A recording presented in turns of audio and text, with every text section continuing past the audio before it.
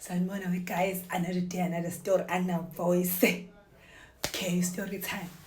Nikuphi isicishe esishawa intombazane esibhedlela. Ngeke ngisimeshini isibhedlela ngoba le ndaba le ingaba serious kabi. Shithi ngagula ke this one time ngaya kulesibhedlela lesi. Mangifika khona ngifice ugeli. Yabo, siyasuba about 3 kwi-room. So mangifica lo geli lo fike nje ngimele lu right akayena umzulalo nendiya angeke ngichaze ukuthi uyini but nje wayengena umzulu wayengena umlungu wayengena uKhanada hayi ngeke ngisho ukuthi wayeyini bafike ugeli mefika ugeli inkosi yami une-stress ulimele ugeli bamshayile yabo bemshayile ulimele nje ebusweni yabo okusho ukuthi uzolungiswa ubuso. Hayi okay cool la isizwane sibuzane kwena uzengani asho ke ulimalile ushayiwe la ebusweni kumele ezolungisa ubuso. Hayi lo munye maseke nami yangibuza nanomtshethi ngizengani esibhedlela. Hayi maseke ebuza girl naye asho ukuthi uzengani esibhedlela. Okay all good and well sizwane ukhaviwe njalo ubuso that time. Hayi kusizwane kube mnandi nje siyaxoxa unesicefe kodwa ufona njalo abomuntu because wayayimcasule lento ukuthi bamshaya bamlimaza ubuso yabo.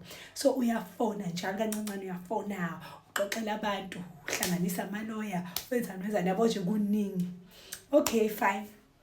Hayi kuthi makunjalo angifuni ukuxoxa istory specifically ukuthi wayeshawa ubani kanjani because ngizovela nayibone le video angicinga azangishaya intombazane ngiyisababa le ntombazane.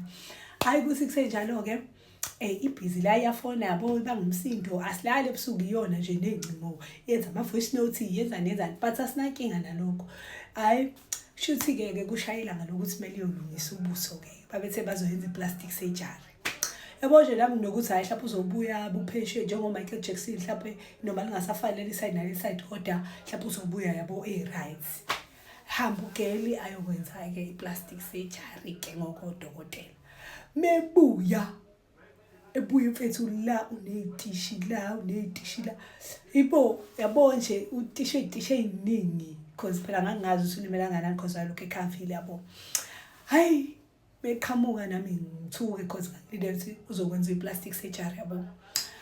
Hayibo beqhamuka bamtisha kuningi. Hayi bese yafika ke mebuya engibuza ukuthi nginjani. Ngithi mina hayi right because ngangibona phela uyazi ukuthi ngeke vele kube right. Soqale kuhile mhlawumbe kuphile mase kuba right ke. Hayi ngimtshela ukuthi hayi right ukuthi phela wena vela kube easy ukuthi omukele because uyazazi ukuthi ubufine ungena game right. Hayi ngalento ze ugeli athi usayoyibuka esibukweni meyoyibuka esibukweni ebuye segcile ethi bamhlanyela lana ayiki plastic surgery nje yina udododwa lo bamnikeze enye ointment yabo ukuthi uzoyigcoba mase kuphola. Hayi ngempela asangane ke manje ke umbotho unyanyile zezinto ngifisa nje ukubulala umuntu ke manje hayi sisabe ke manje la legalela. Hayi qala inkinga manje usene anger onesi ebabize bathethise for no reason. Yabo nje sekushubile nje la ewadini and into eyacha kakhulu ukuthi wayekade enikiwe ukuthi uyahamba uyakubo. And then wafika lo nesi omunye wambuza wamtshena ukuthi akekho ready ukekhaya ngoba ingane zakhe izothini zimbone nje yabo yonke le nto leyo which was understandable. But iyayicika ukuthi onesi babazi ukuthi usedischargewe kodwa manje uhlalisa ukuthi kumele ayikhanselishe yena accept ukuthi usenje yabona nani. Hayi vele ayishubisa ugeli ushukushakwa sani yabo nje ebathethise hayi bayisilokhu uhleka thina nalengane sibatshela hayi relaxana ucasukile yabo ngenqane hayi athi yena useyinhlungwini abamsizi ngalutho. Hayi kube ngathi kuthuleke ngazi ukuthi uselele yabo. Hayi bese siyabatshela wona say guys siyazi ukuthi vele nidila nenhlobonhlobo zabantu sayikhulumela la inhlobonhlobo zabantu sometimes kumele wamukele umsebenzi wakho vele ukanje ayikho into ongayenza so uzofika lelo hlangana nohlobo lomuntu because ayisibatreat abhlungu bathuke bathethisa yabo sekubhlungu sibabona nabo sebeyasaba ngisho nokuzongena eroomini because uzoveta necause drama. Hayi sibatshele ukuthi guys ninga-stressi kuzoba right yabo.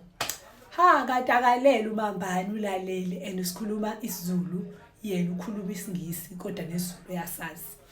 Ayi uMambane evedane enza i-voice note ethi ngiyafa inhlungu abanginakile angazi bangiyekeleni kungcono ukuthi abavele bangidischarge-ke ngoba bethi bangidischarge kuyimanje onesi bakhona babhizi bahleba ngami ney'guli bakhuluma izolo bacatha ngibezwa yo athi into emnandi ukuthi ngibarekhodile yo zisaba iy'ngane ey'phume ey'baleke baseyingane konesi balapha bephume nkosiyami bebaleke sebesaba ukuthi barekhodiwe. Hhayi kuthi kusanjalo alentuzeke amemeze abizele umama lo omunye kumphathi onesi amtsheni but engayisho le phathi yokuthi ubarekhodile asho nje ukuthi uyacikeka ukuthi abantu balaba mnaki kunalokho babhizi bahleba ngayo ayibo.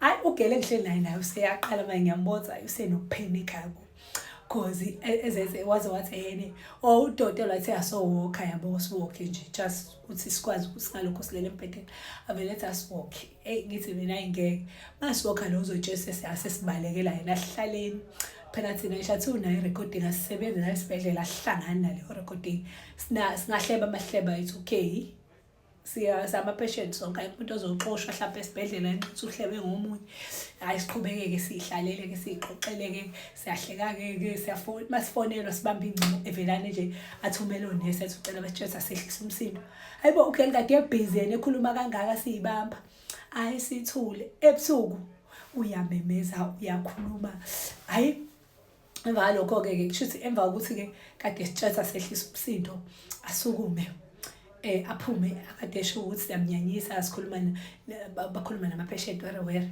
sijeze evele kanti lapho ephume eyobhema abuye yabo nje useyishintshani hayi mebuya ethi ehene ebuze mina lo munye ugelo wayelele esebuya athi lapho uphume eshini yila yezwa kade ecike ukuthi ade ekhulunywa ngayo avelana athi nje ngiful ekhonde ithi mina hayibo navele ngehlisa umoya kodwa ngiyasaba deep down ngiyasaba ngiyabona ngangiminya le ntombazane ngivele ngehlisa umoya ngithi mina hayibo kukwena ngithi kade lokhu uyivula uyivali ungabuzi kumina why usubuza mina manje athi yena unganginiki phela leyo attitude ngithi nginginike attitude kade vele uqalile uyivula uyivala so why usubuza mina manje ukuthi uyenze njani because kade uqalile uyi-operator wena ekhonde athi okay ayithulele ahambe lokho ekhuluma-ke uyanhleka-ke nefoni lapho ngigula ngikwazi nokuhamba guys ngiyasho ukuthi lento azinongimura le ebusuku ngangilele ngehleli lodwa ngoba yilokhu isukuma inxapha isukuma hayibo ase yasigowisa intombazane